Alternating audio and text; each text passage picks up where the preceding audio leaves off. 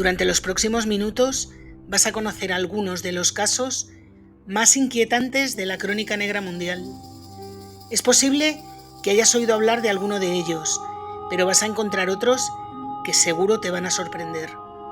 Soy Julia y te invito a que nos acompañes en un canal en el que las historias están escritas con tinta roja y contadas con detalles que nunca antes habías conocido. Si quieres saber más, sé bienvenido.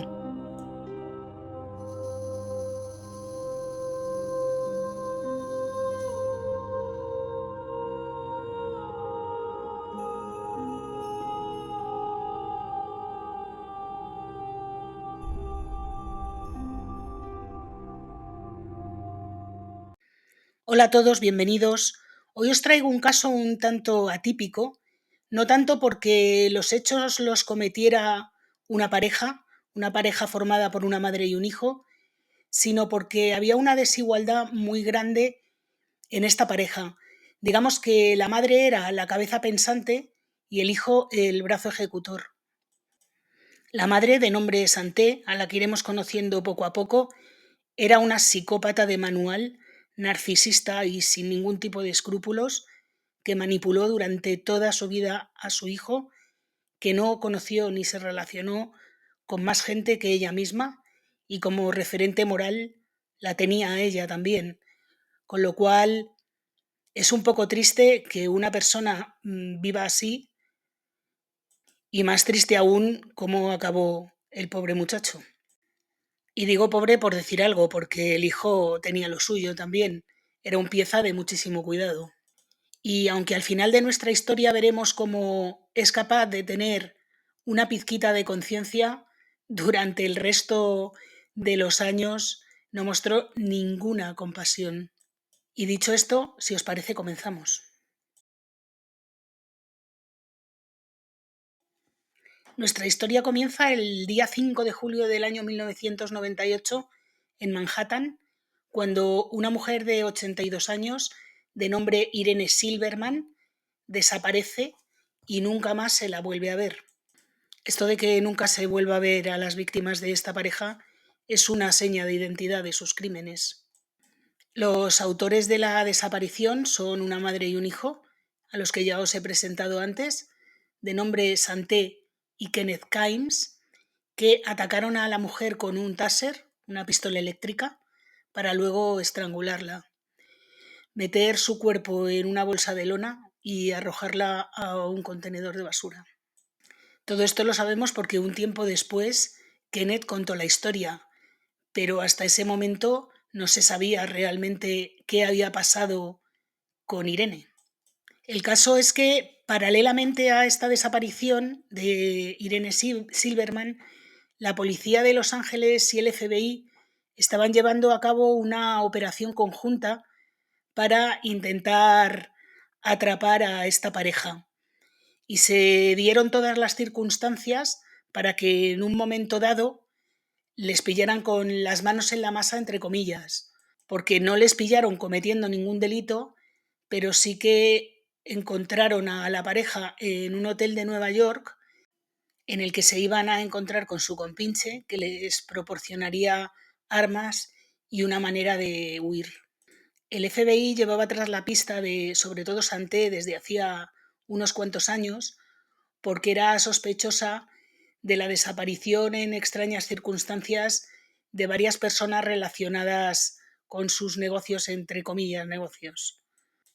Santé estaba relacionada con 3 asesinatos en otros tantos estados y había llevado una vida de delitos sin control durante al menos 43 años. Para cometerlos se valió de su simpatía, su elegancia y su don de gentes, y de este modo logró embaucar a personajes de la alta sociedad con los que solía relacionarse, especialmente a partir de su tercer matrimonio, y cuando estos eran más listos que ella o tenían alguna sospecha o bien no se dejaban embaucar, pues convencía a su querido hijo para tirar por la calle del medio. Pero ella nunca se ensució las manos. Todos los delitos de sangre de esta historia los cometió su hijo Kenneth. Pero ¿cómo llegó Santé hasta este punto? Bien, pues para saber cómo llegó a convertirse en el monstruo en el que se convirtió, hay que empezar desde el principio. Santé nació el 24 de julio de 1934 en Oklahoma City, Oklahoma, Estados Unidos, y recibió el nombre de Sandra Singers. Tenía un hermano y dos hermanas. Nació en 1934, como digo, que era la época de la Gran Depresión, una época en la que buena parte de las familias estadounidenses se empobrecieron muchísimo, y especialmente aquellos que vivían del campo en la zona sur del país, como era el caso de la familia de Santé o de Sandra. En el momento en el que Santé llegó al mundo, la familia vivía sumida en la pobreza, en unas condiciones económicas lamentables.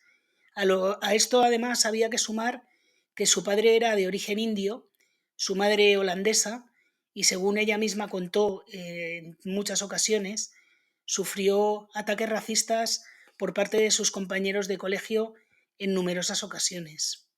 Entre unas cosas y otras, la familia decide mudarse a Los Ángeles en busca de una mejor fortuna y se trasladan todos allí a principios de los años 40. Sin embargo, nada más llegar a la ciudad, el padre abandona a la familia, deja a su mujer sola con los 4 hijos, y las condiciones en la que la propia mujer y los niños vivían eran aún peores que las que tenían en Oklahoma. Desde muy pequeña, Santé tuvo que buscarse la vida por ella misma y aceptaba casi cualquier trabajo que le ofrecían. Fue en uno de ellos cuando conoció al dueño de un teatro, que se encandiló con la niña y arregló las cosas para que su hermana, la hermana del dueño del teatro, que no tenía hijos, adoptara a Santé y se la llevara a vivir a su casa a Nevada. En Nevada llevaba una vida infinitamente mejor de la que había conocido hasta ese momento, incluso dejó de trabajar y se dedicó a estudiar. Acudía a la escuela con regularidad y por lo visto tenía unas calificaciones estupendas. Cuentan que a pesar de todo, Santé tenía poquísimos amigos, solo se relacionaba con una chica que se llamaba Ruth y que era su perrito faldero, una vez más el brazo ejecutor de todas las ideas de Santé. Por lo que cuentan, Santé era una niña muy autoritaria y mandona, que no permitía que nadie le dijera lo que tenía que hacer. A pesar de todo, con su familia adoptiva se llevaba bastante bien, por la cuenta que le traía también, claro. Gracias a estas magníficas calificaciones, consiguió entrar en la universidad, concretamente en la Universidad de Santa Bárbara. Se matriculó en la Facultad de Periodismo, a la que también acudía su amiga Ruth. Fue precisamente durante la estancia en la universidad cuando Santé comenzó con sus delitos. Fue la primera ocasión en la que Santé se atrevió a utilizar una identidad falsa. Utilizó el nombre del futuro suegro de su amiga Ruth para firmar un montón de cheques y con ellos comprarse ropa, maquillaje e incluso joyas. Por lo visto nunca la descubrieron. Tras unos años en la universidad, con 21 años, decidió casarse con su novio en aquel momento, Lee, pero el matrimonio tan solo duró un año, porque según decían, el pobre hombre había aceptado un trabajo de profesor con un sueldo muy bajo y Santé no se sentía recompensada económicamente por el matrimonio y pidió el divorcio así sin más. Y por lo visto alegó exactamente eso, que el hombre tenía un trabajo en el que no ganaba lo suficiente. Sin embargo, Santé no pasó mucho tiempo soltera, porque en noviembre de 1957 se casó con un antiguo compañero de instituto de nombre Ed Walker, al que por lo visto manipulaba sin control y le sacaba todo el dinero que tenía el hombre y más. Con Ed tuvo un hijo y en lugar de unir más a la pareja, ésta se fue distanciando cada vez más. Por lo visto, el sueldo de su segundo marido tampoco satisfacía a la señora y entonces decidió inventarse nuevas formas de financiación y no encontró otra manera mejor que prenderle fuego a la casa para estafar al seguro. Como la cosa le salió bien en la primera ocasión, pues lo hizo hasta en 4 ocasiones. Tanto es así que en la oficina de bomberos de la ciudad en la que residían, que era Sacramento, la conocían como la señora Dragón. Pero como con esto tampoco tenía suficiente, pues empezó con los pequeños robos en establecimientos, especialmente de ropa, que era su gran afición, para lo que utilizaba a su hijo pequeño. Llegó a ser detenida 3 veces en 5 días. Fue en este momento, en una de estas detenciones, cuando la policía le encontró un montón de tarjetas de crédito falsas y fue acusada, además de por reutilizar estas tarjetas falsas, por 17 robos. Sin embargo, uno de sus amantes en ese momento logró sacarla del atolladero con una simple multa. Esto fue el colmo para el pobre Ed, que en ese momento pidió el divorcio. Pero como a Santé no le venía bien, por lo visto, en aquel momento divorciarse, entró en cólera y le tiró un cuchillo a través de la habitación que se le clavó en el brazo al pobre hombre y tuvo que irse a urgencias corriendo. Aún así, el hombre logró el divorcio, claro. A ver qué juez no te va a dar el divorcio después de que tu mujer ha intentado matarte. Y aunque Santé no quería divorciarse, finalmente el hecho de estar divorciada le sirvió para perpetrar su siguiente golpe, que consistía en encontrar a un marido millonario. Ella no podía conformarse con menos. Lo primero que tenía que hacer era localizar a su víctima y como no se movía en ese círculo de gente con tanto dinero, decidió alquilar una casa en un buen barrio. Entonces gastaba todo el dinero que tenía en la casa, que estaba sin apenas amueblar y en la que nunca había comida. Su hijo contó años después que en aquella época pasó muchísimo hambre. Sea como fuere, moviéndose en esos círculos, localizó a una víctima propiciatoria, que era un hombre 16 años mayor que ella, que solía acudir a fiestas. Estaba recién divorciado y quería pasarlo bien y divertirse. Ese hombre, en el año 1970 aproximadamente, contaba con una fortuna de alrededor de 22 millones de dólares. Santé estudió cuidadosamente a su víctima, descubrió sus gustos y sus costumbres y solía hacerse la encontradiza, usar el perfume que a él le gustaba, vestir de blanco, que era su color favorito, para ver si así podía conquistarle. Le costó, pero al final lo consiguió. Sin embargo, el hombre había tenido un divorcio muy complicado y no estaba dispuesto a casarse así como así. Y por más que Santé lo intentaba, no había manera. Cuando ya llevaban alrededor de 4 años de relación, Santé tenía que encontrar la manera de atraparle, y qué mejor que quedarse embarazada. Así que el 24 de marzo de 1975 tuvieron a su primer y único hijo, al que pusieron de nombre Ken, como el padre. Kenny, como le llamaban al pequeño, se educó en casa siempre. No tenía contacto con compañeros, con amigos, no tenía a ningún referente excepto a su madre, que era quien impartía las clases. Además, la familia poseía propiedades por todo el país y el niño siempre se estaba mudando de residencia. Esta fue una de las excusas que le puso a su marido para no llevar al niño al colegio. Además de las clases regulares, digamos, Santé ya empezó a inculcarle al niño su filosofía de vida. Sin embargo, cuando el niño tenía 10 años, la policía entró en la vivienda que poseían en Las Vegas y arrestó a su madre y a su padre, acusados de esclavizar a jóvenes mexicanas a las que utilizaban para el servicio doméstico. Muchas de ellas contaban además que la mujer no solo las esclavizaba, sino que las agredía físicamente con palos, hierros y lo que encontraba a su alrededor. A Ken absolvieron, entre otras cosas, porque pensaban que no sabía nada, pensaban que estaba pagando a estas chicas y porque tenía un problema de alcoholismo. Entonces la policía decidió dejarle libre a cambio de entrar en un programa de desintoxicación. Sin embargo, a Santé le cayeron 5 años de cárcel. En aquel momento, Ken, que ya no estaba bajo el yugo de su madre, comenzó a ir al colegio y a convertirse en un niño medianamente normal. Sin embargo, a Santé la soltaron, en lugar de a los 5 años, la soltaron a los 3, cuando el niño contaba con 13 años. Así que Santé volvió a sacar al niño del colegio y a educarle ella misma. A partir de ese momento, la pareja llevó una vida más o menos normal hasta que en el año 1994 Ken fallece.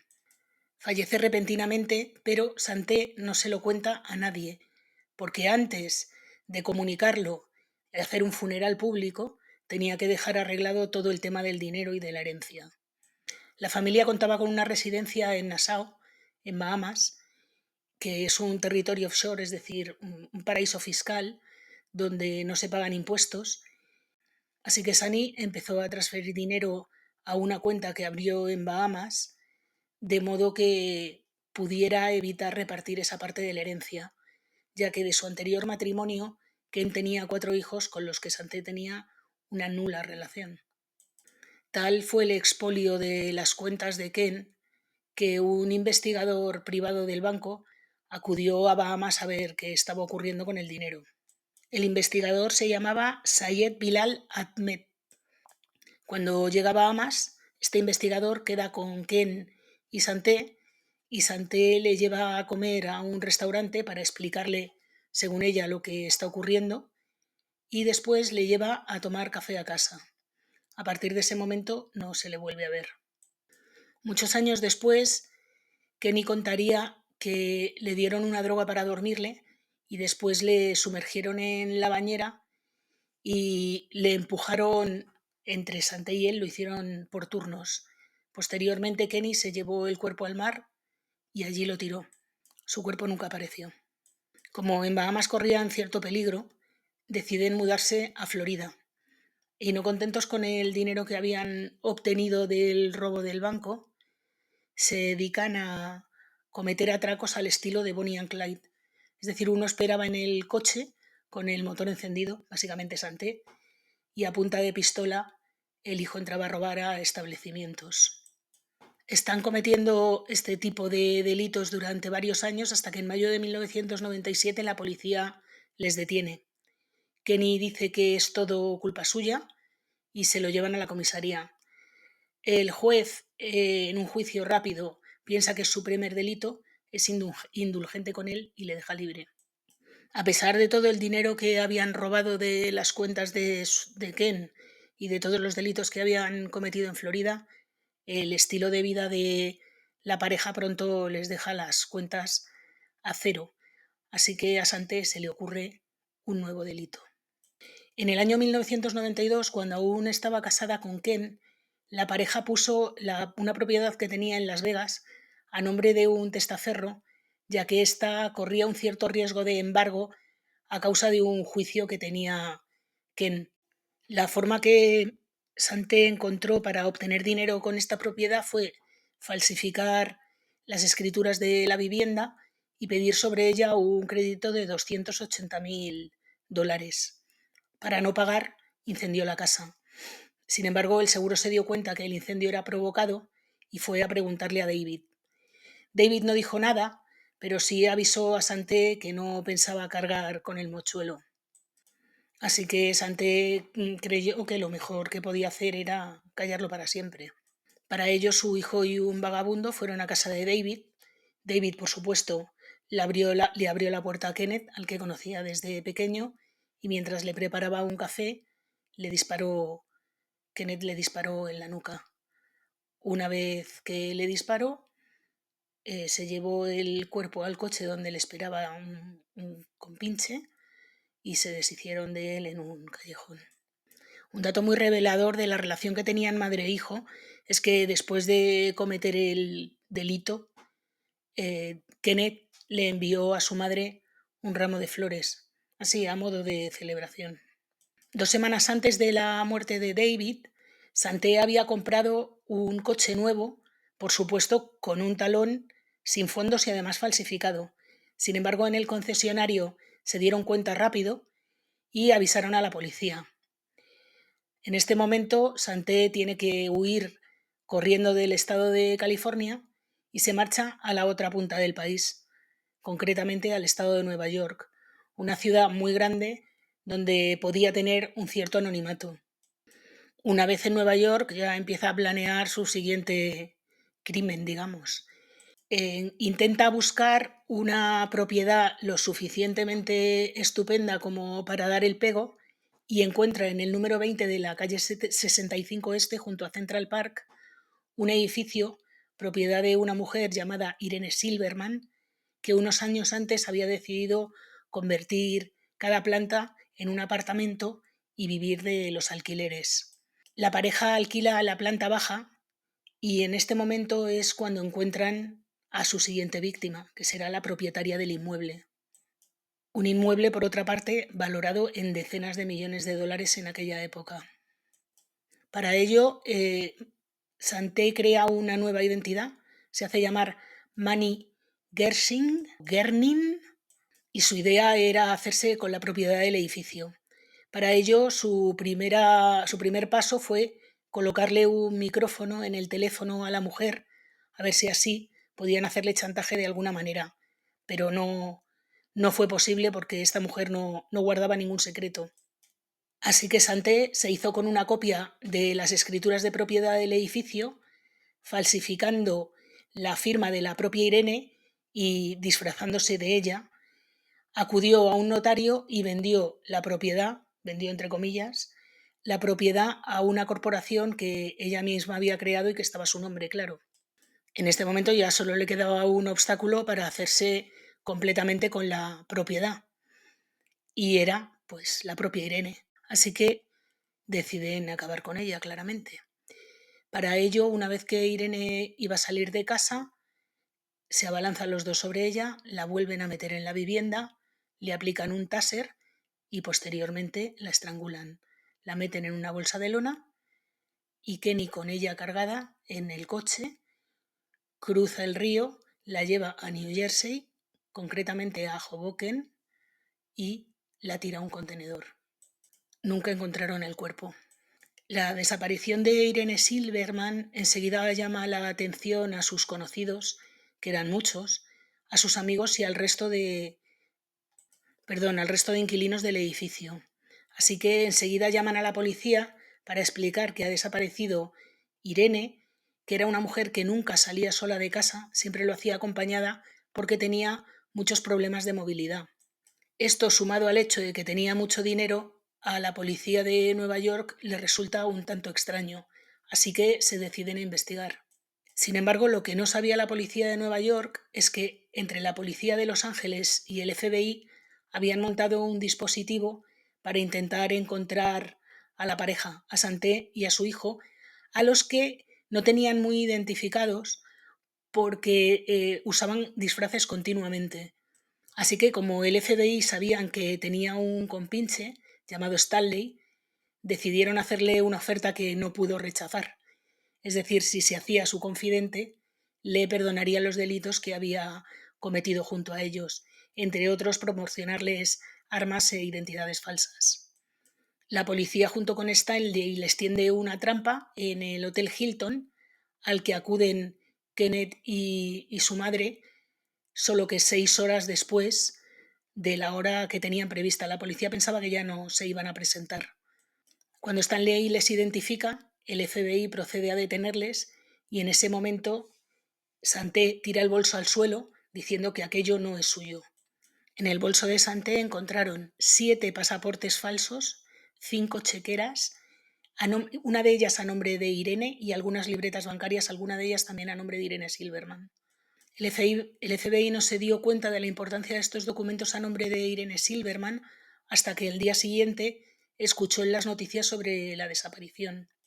Cuando la policía entra al apartamento de Kenny, encuentran cuerdas, mordazas, pelucas, drogas, una hoja con prácticas de la firma de Irene y un montón de objetos utilizados para sus fechorías. Y por si esto fuera poco, en la habitación del Hotel Plaza donde se alojaba Santé encontraron las escrituras falsificadas de la vivienda de Irene.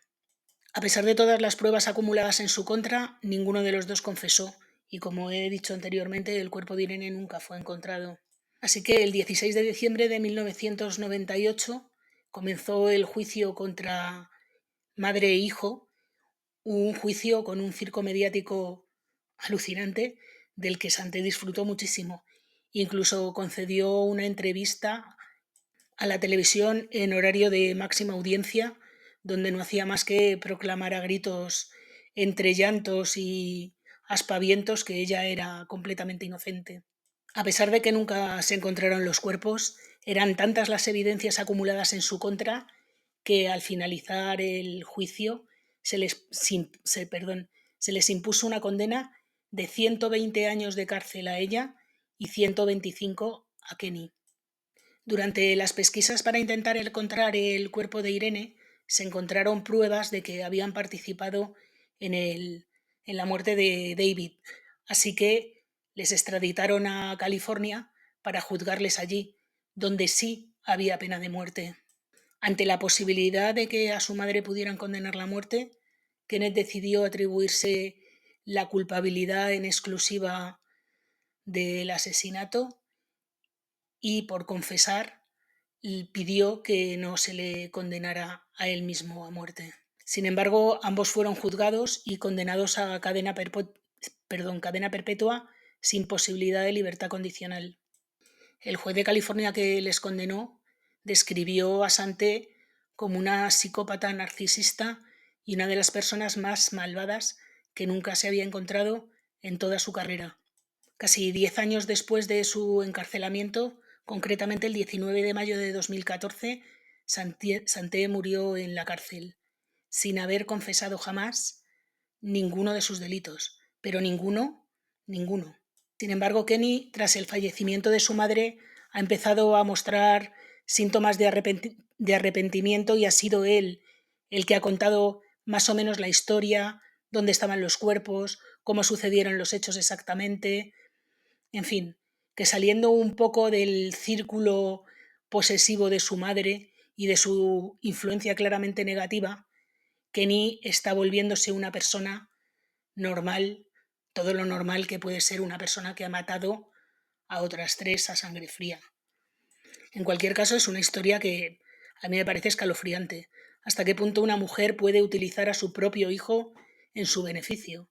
No solo porque lo tuvo para atrapar a un millonario, sino porque luego le crió bajo una influencia tal que el pobre chaval, pobre otra vez nuevamente, es una manera de hablar, no tenía más remedio que hacer lo que ella quería, porque era una manera de sentirse realizado, la única en realidad que tenía, porque al margen de todo esto ni tenía amigos, ni tenía vida más allá de su propia madre.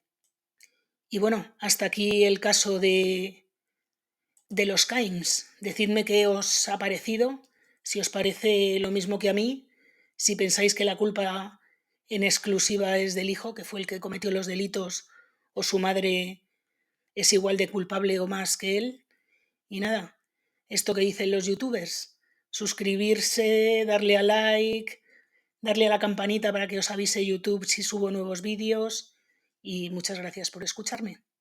Hasta la semana que viene.